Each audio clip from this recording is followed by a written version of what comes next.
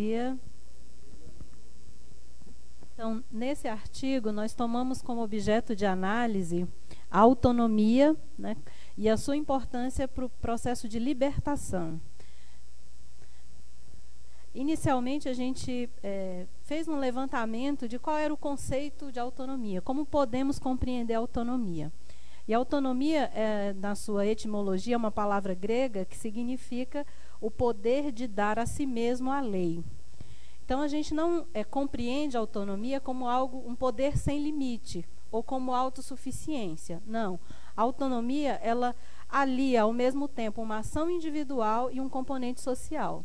E aí a gente traz o Castoriadis, né, que diz que reconhecer nas leis e no poder da sociedade nossas próprias leis e poder é promover a autonomia em nós, né? Então, é exatamente essa coordenação, né, de uma ação responsável, né, de uma tomada de decisão, onde nós nos responsabilizamos pelas consequências das nossas ações, né? Existem diferentes conceitos de autonomia na literatura, mas duas condições, né, são essenciais para a existência da autonomia. Seriam a liberdade, que é o controle das influências, e a ação, a capacidade de ação intencional, né? Nessa diversidade de compreensões e de teorias que falam sobre autonomia, há um certo consenso da existência dessas duas condições.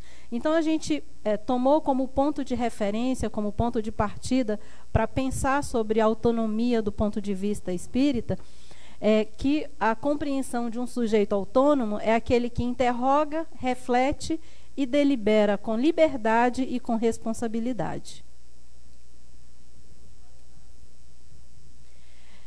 Para organizar o estudo, né, nós selecionamos um versículo para nortear nossa análise. E por que a gente fez essa escolha, né? Em primeiro lugar, porque nós entendemos que o Evangelho é o nosso roteiro, né? Emmanuel, no livro Renúncia, ele nos diz, né, que o Evangelho é um vasto caminho ascensional, cujo fim não poderemos atingir legitimamente sem conhecimento e aplicação de todos os detalhes. A mensagem do Cristo precisa ser conhecida, meditada, sentida e vivida, né? Então, há muita reflexão, né, que é possível realizar, há muita aprendizagem e muito conhecimento que a gente pode abstrair a partir do estudo do Evangelho. E diz mais ainda neste livro, né, cada versículo, cada expressão, cada frase proferida pelo Cristo é motivo para reflexão e análise aprofundada e constituem fonte de inesgotáveis aprendizados, né? Então, o contexto onde essa frase está colocada no livro é um contexto onde se começa a realizar um culto do Evangelho no lar. E aí as pessoas falavam, a gente lê vários versículos e vamos comentando. E aí a personagem lá do romance de Emmanuel, que é a Alcione, ela fala, não, eu já tinha o hábito, né, de onde eu fazia o culto do Evangelho no lar, de ler somente um versículo e discutíamos a exaustão esse versículo, porque em cada um há um conjunto grande de aprendizados que podemos extrair. Então, o versículo que nós selecionamos, né, para fazer essa análise da autonomia é o versículo 38, capítulo 8 do Evangelho de João, onde ele nos traz essa palavra de Jesus. Conhecereis a verdade e ela vos libertará. É a verdade essencial que liberta e promove o crescimento do espírito, demonstrada pela natureza dos seus pensamentos, pelas ideias que expressa e pelas ações que realiza, né? Ai, desculpa, saí do quadrado. Então, é assim que nós vamos demonstrar, né, o conhecimento que estamos construindo, né, através dos nossos pensamentos, ideias e ações, né? Então, o conhecimento da verdade vai nessa direção, né, da educação dos nossos pensamentos, sentimentos, ideias e ações. Então, por isso, estabelecemos o objetivo nesse trabalho de compreender qual é a importância da autonomia na busca da verdade que liberta. para realizar o estudo, que é um estudo preliminar, né, muito introdutório do assunto, nós optamos por realizar uma meta-análise, né, que é um esforço de síntese de vários estudos, onde a gente busca princípios gerais, né, na literatura que nós selecionamos para análise. E, a partir do conceito da autonomia, nós selecionamos algumas palavras-chave para serem utilizadas na análise da literatura espírita. E essas palavras foram vontade, liberdade, consciência, progresso, educação, trabalho, lei e felicidade.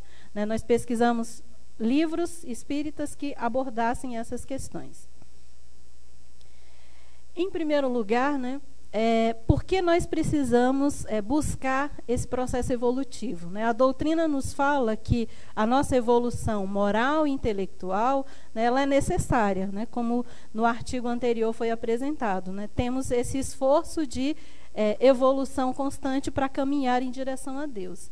E Emmanuel nos diz, né, que o sentimento e a sabedoria são as duas asas com que a alma se elevará para a perfeição infinita. Né? Então, tanto o aspecto moral quanto o aspecto intelectual é o que nós devemos trabalhar nesse processo evolutivo. E qual é o nosso roteiro para os processos de mudança que precisamos empreender, para as aquisições que precisamos construir? É o Evangelho. Né? O Evangelho nos traz, né, toda uma agenda de transformações e de aquisições que são necessárias para esse processo evolutivo. Mas esse conhecimento que podemos adquirir a partir do Evangelho, né, não é um conhecimento meramente intelectual ou cognitivo. Né? Ele é uma informação, são dados, né, que, além de conhecer, de compreender, de significar, nós precisamos meditar, nós precisamos sentir para poder agir, para poder aplicar, né, no nosso comportamento, na nossa forma de estar no mundo e de interagir e de nos relacionarmos com os outros.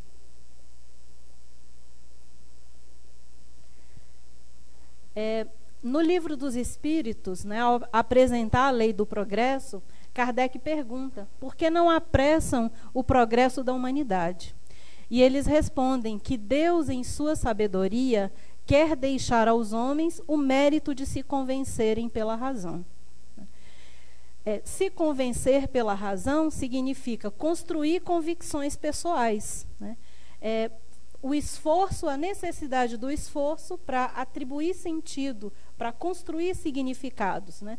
E isso implica numa mudança gradativa. Né? À medida que eu me esforço, à medida que eu me coloco em ação, né? Me aproximo daquele conhecimento, penso sobre ele e ele tem sentido na minha existência, a transformação ocorre. Né? Por isso, Kardec também coloca que a convicção não se impõe. Né? Até no campo pedagógico a gente discute muito que não existe transmissão de conhecimento. Né? Ninguém transmite conhecimento para ninguém. Cada um vai elaborando a partir da sua reflexão e vai construindo o seu conhecimento. A interação ajuda, né, o espaço pedagógico ele fomenta esse processo, mas é um trabalho que é de cada sujeito, que é de cada espírito. Né? E aí ele diz mais, né, que nós devemos ensinar pela persuasão e pela brandura. Porque se você impõe algo ao outro, você estimula a hipocrisia. Porque ele precisa atribuir sentido, precisa ser significativo para ele. E para ser significativo para ele é porque ele precisa aprender. Então, Vinícius, ele fala muito do processo da educação do ponto de vista espírita, né, e ele diz que o indivíduo precisa lutar e agir. Né, porque senão para ele não vai ter nem mestre nem salvador. Então, ele coloca esse processo de educação como uma evolução individualizada, que se processa de forma consciente e intencional, né? Onde o próprio indivíduo coopera, convertendo-se em autoeducação. Né? Então, por isso, a autonomia é importante. Né? Por isso que a educação ela deve ser emancipatória. Então, é o sujeito se dando a própria lei. Né? E que lei é essa? Que verdade é essa? Então, além de compreender, de conhecer, de atribuir sentido, atribuir significado, né, conhecer essa verdade que liberta, exige a meditação, exige a reflexão, exige o reexame constante, porque é no reexame que nós atribuímos novos sentidos, que nós ressignificamos, né? E Emmanuel traz o exemplo do Cristo, né? Terminado o esforço diário, estabelecia a pausa necessária para meditar à parte, comungando com o Pai, na oração solitária e sublime. Obrigada.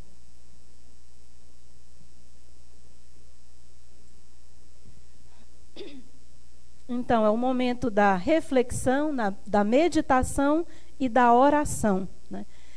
Esse momento, além de se constituir, né, nessa oportunidade de reexame das nossas dificuldades, né, de uma reflexão ativa sobre o que vivenciamos, né, sobre as nossas conquistas, o que já conseguimos, o que ainda se constitui desafio nesse processo de aquisições, né, nós vamos ressignificando, nós vamos tomando outras posturas e outras posições em relação a tudo que a gente está vivendo. E esse momento, ele também é um momento de comungação com os nossos benfeitores, né? Comungação com o alto, de renovação das nossas aspirações, né? De realimentação das nossas energias para enfrentar a vida, né? E essa associação entre esforço e prece potencializam a nossa experiência de autoeducação, a nossa experiência de tomada de consciência, de tomar conhecimento e de se posicionar diante do que estamos vivendo. Bom, o outro desafio, a outra tarefa é sentir, é desenvolver a nossa sensibilidade e o nosso sentimento, né? E a consigna o Cristo nos deu, né, que nós devemos começar pela nossa corrigenda. Então, esse é o foco, essa é a perspectiva, né? Que nós devemos fazer aos outros o que gostaríamos que nos fizessem, né?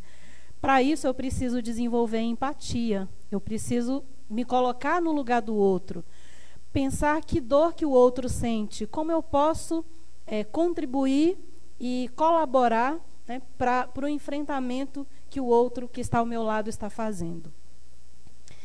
E na oficina da fraternidade, bastará o seu sentimento esclarecido no Evangelho, né, o que nos diz Emmanuel no Consolador, né? A grande maravilha do amor é o seu profundo e divino contágio, né? Além de nos evangelizarmos nesse esforço de aprender a amar, nós também participamos da obra da criação ao, né, favorecer esse contágio que o amor provoca nas nossas relações, né? Renovar aspirações, direcionando-as para níveis superiores, lavando nossos pensamentos cotidianamente nas fontes do Evangelho. E aqui eu queria ler uma pequena mensagem que tem no livro Caminho, Verdade e Vida, a respeito dessa questão. Que o Emmanuel diz assim: concentra-te por alguns minutos em companhia do Cristo no barco de teus pensamentos mais puros, sobre o mar das preocupações cotidianas. Ele te lavará a mente eivada de aflições, balsamizará tuas úlceras, dar-te-á salutares alvitres. Basta que te cales, e sua voz falará no sublime silêncio. Oferece-lhe um coração valoroso na fé e na realização, e seus braços divinos farão o resto. Regressarás, então, aos círculos de luta, revigorado, forte e feliz. Ou seja, temos muitos recursos de renovação.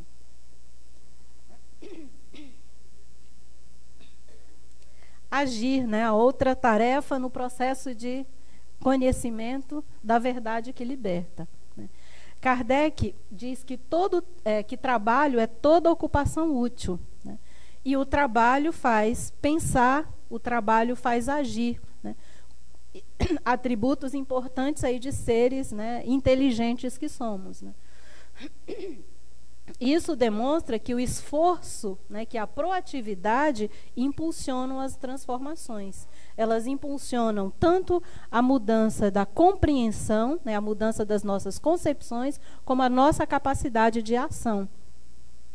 E aí, nesse trabalho, né, o importante é compreender a exemplificação do Cristo. Né, como o Evangelho é nosso roteiro, né, no Evangelho conhecemos as virtudes que precisamos adquirir, né, então precisamos, para conhecer a verdade que liberta, compreender o exemplo do Cristo. E em que se configura esse processo de libertação referida pelo Cristo, né, no versículo, conhecereis a verdade vos libertará. Emmanuel diz que a obra definitiva do Espiritismo é a da edificação da consciência profunda no Evangelho de Jesus Cristo. Né? Então, é essa a nossa referência. E aí, nesse sentido, nós precisamos nos autoevangelizar, né? A partir do esforço de compreensão da nossa consciência. Já. Então, ser livre... Não, obrigada. Ser livre é aceitar os desígnios do Pai com alegria, conquistar valores nobres, ter consciência de si mesmo e de suas circunstâncias, introjetar os propósitos transcendentes do ser, compreender o significado de Jesus e de seus ensinos e tomá-lo como modelo e guia, além de confiar na solicitude dele para com seus discípulos. Né? Sempre está nos apoiando, nos amparando. Pode passar. Correr um pouquinho. Então, a alegria é um atributo importante. Né? Joana de Ângeles diz que a alegria é a presença de Deus no coração do ser humano. Né? Em tudo o que fizermos, temos que cultivar a alegria. Pode passar. Consciência de si, né? O que temos que buscar. E aí a gente nos recorremos a Joana de Ângeles, né? Quando fala desse processo de tomada de consciência. Que nós devemos, né, abandonar as máscaras que construímos no dia a dia, né, que são fruto aí desse esforço de sobrevivência no espaço social. Né. Devemos tomar consciência dos mecanismos de defesa que utilizamos para amenizar a dureza, né, da realidade, muitas vezes fugindo dos enfrentamentos que são aqueles, né, que nós precisaríamos fazer para poder mudar. Né? Ela diz, todo aquele que deixa de conhecer a própria identidade sofre uma alteração significativa para pior. Então, por isso é importante a reflexão cotidiana, meditar, analisar para tomar consciência. A conquista de valores nobres, valores libertadores, ela vem com o exame do próprio comportamento, né? Das nossas ambições, das nossas experiências, das nossas motivações, dos nossos sentimentos, né? E é importante se captar essa diferença entre o que nós imaginamos que somos e o que nós somos de fato, e o que nós temos, né? Quais são as nossas experiências, as nossas realizações, as nossas conquistas e o que precisamos adquirir. Esse processo de autoidentificação, ele é gradativo. Né? Ele primeiro se dá no campo do corpo, das sensações, de uma tomada de consciência desse nível, depois vem para o intelecto, né, para a administração das nossas emoções, para depois chegar no nível da autoconsciência. Essa aquisição, ela vai nos dar serenidade, humildade, respeito pela vida e solidariedade. Porque apesar desse processo de transformação ser um processo de cada espírito, né, a nossa jornada é sempre com outros. Né? Nós interagimos e trocamos e convivemos o tempo todo com outros. Educar e disciplinar a vontade é outro desafio, né? Em função da nossa característica intelectual, nós temos o pensamento e a vontade. É preciso querer, considerando o sentido e a utilidade das conquistas, né? Então, por isso é um processo que é autônomo, porque o sujeito precisa atribuir sentido e o seu significado. E é nesse esforço para definir o que é mais importante, aquilo que eu vou investir energia para as minhas conquistas, né, é que vai se desenhar esse caráter da responsabilidade, né, do espírito se responsabilizando pelo que ele quer alcançar.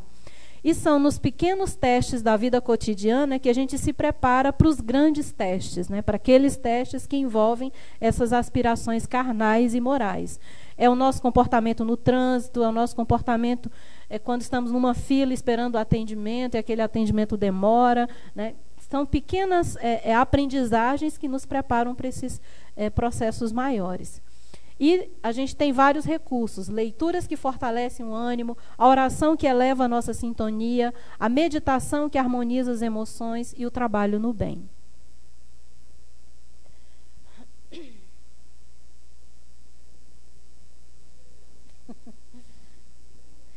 Então, como compreensões, considerações finais, né, da reflexão que a gente faz a partir do artigo é que a autonomia é a internalização da lei de Deus. É a gente, né, ter essa capacidade de ir com os nossos passos confiantes, né, nos entregando aos desígnios de Deus, né, aplicando os ensinamentos do Cristo, né, agindo com alegria, mantendo a esperança e se engajando em trabalhos edificantes. Né, por isso é importante essa promoção de uma educação libertadora, de uma educação emancipatória, em que nos responsabilizemos por esse processo de transformação. E em que a gente possa desenvolver essas habilidades de autorregulação, né, de reflexão e de meditação sobre tudo o que vivemos. Né? E qual é a verdade que liberta? Né? O Cristo já nos deu a resposta. Se vós permanecerdes na minha palavra, verdadeiramente sereis meus discípulos. Né? Então, depois da nossa edificação com o exemplo do Mestre, é que alcançaremos a verdade que liberta.